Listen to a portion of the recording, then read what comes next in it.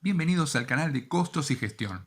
Con este video vamos a comprender que la contabilidad puede tener diferentes características según sea el destinatario de los informes. Según Wikipedia, a la fecha de realización de este video, la contabilidad es una disciplina que se encarga de estudiar, medir y analizar el patrimonio y la situación económico-financiera de una empresa u organización, con el fin de facilitar la toma de decisiones en el seno de la misma. Y el control externo, presentando la información previamente registrada de manera sistemática y útil para las distintas partes interesadas. Lo que nos interesa de esa definición es que da a entender que hay dos tipos de destinatarios de la información contable. Cuando se habla de facilitar la toma de decisiones en el seno de la misma, se está haciendo referencia a los directivos, que son quienes realizan ese trabajo. A la contabilidad destinada a facilitar la gestión de los directivos se la suele llamar contabilidad de gestión. También se la conoce con otros nombres como contabilidad gerencial, directiva o administrativa. Cuando la definición habla de control externo, en cambio, se está refiriendo al control por parte de terceros ajenos a la organización. Esa contabilidad puede ser denominada simplemente contabilidad para terceros. Entre esos terceros tenemos los bancos, los accionistas, los empleados, el fisco, los organismos estatales de estadísticas y otros.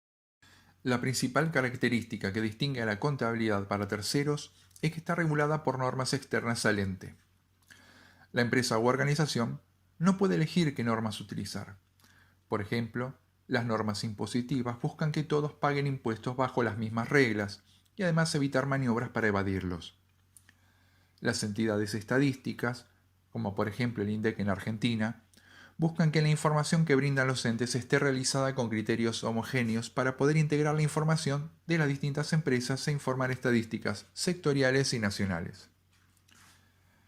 Entre todos los informes contables destinados a terceros, los más conocidos son los estados contables de presentación, confeccionados de acuerdo a normas establecidas por el organismo local que agrupa a los contadores.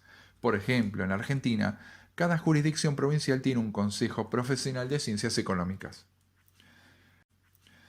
Las normas contables profesionales también buscan la homogeneidad normativa.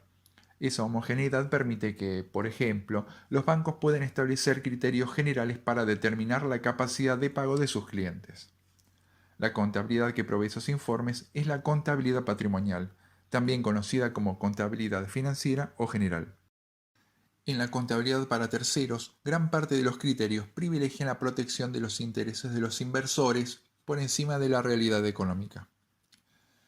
Por ejemplo, en la contabilidad patrimonial, suele ser un criterio común que un bien sea evaluado al costo, excepto que supere su valor recuperable.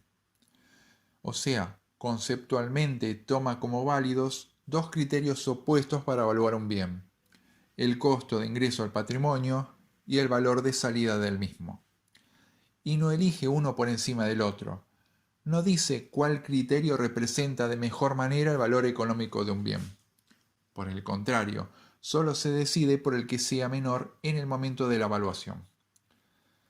Recordemos que la contabilidad patrimonial determina el patrimonio del ente por diferencia, o sea, por la resta entre el activo y el pasivo. En consecuencia, una evaluación menor de un activo implica un patrimonio neto menor. Existen otras reglas habituales, explícitas o tácitas en las normas contables, que van por el mismo camino. Es conocida aquella que dice que las pérdidas se debitan cuando se conocen y las ganancias cuando se realizan. O sea, para las cuentas de resultado conviven dos criterios excluyentes entre sí. Y de la misma forma que el caso anterior, se elige en cada situación el criterio que hace que el patrimonio neto sea el menor posible al momento de realizar el informe contable. O sea, las pérdidas, que son reducciones patrimoniales, deben registrar apenas se conocen, pero las ganancias, que son aumentos patrimoniales, no se reconocen sino hasta el momento de su realización. Estos son solo dos ejemplos de la forma en que las normas intentan que el patrimonio neto sea el menor posible. Pero, ¿por qué sucede esto? Esto sucede porque el usuario modelo de las normas contables son los inversores, como los bancos, los accionistas o los proveedores. Y lo que se busca es proteger sus intereses. De ese modo, el patrimonio neto del balance de presentación de una empresa representa para ellos los recursos propios con los que cuenta como mínimo para hacer frente a los eventuales pagos. Muy probablemente los recursos reales sean mayores que los que aparecen en el balance, pero difícilmente menores. Ese es el modo en que las normas contables protegen los intereses de terceros, resignando con ello la representación de la realidad económica. Felizmente, la contabilidad de gestión no está sujeta a normas contables externas. La información contable para la gestión empresarial debe ayudar a los directivos a tomar las mejores decisiones para la empresa y por lo tanto deben reflejar fielmente la realidad económica. Sin el corsé de las normas, la contabilidad de gestión nos da toda la libertad que necesitamos para usar nuestra creatividad y poder generar nuevas formas de representar la realidad para ayudar con información oportuna a quienes tienen la tarea de tomar decisiones en la empresa. Repasemos las tres diferencias que hemos trabajado. En primer lugar, los destinatarios de la contabilidad patrimonial son los terceros, mientras que en la contabilidad de gestión son los directivos de todos los niveles. En segundo lugar, el objetivo de la contabilidad patrimonial es proteger los intereses de terceros, mientras que la contabilidad de gestión busca reflejar fielmente la realidad económica con el objeto de brindar información a los directivos.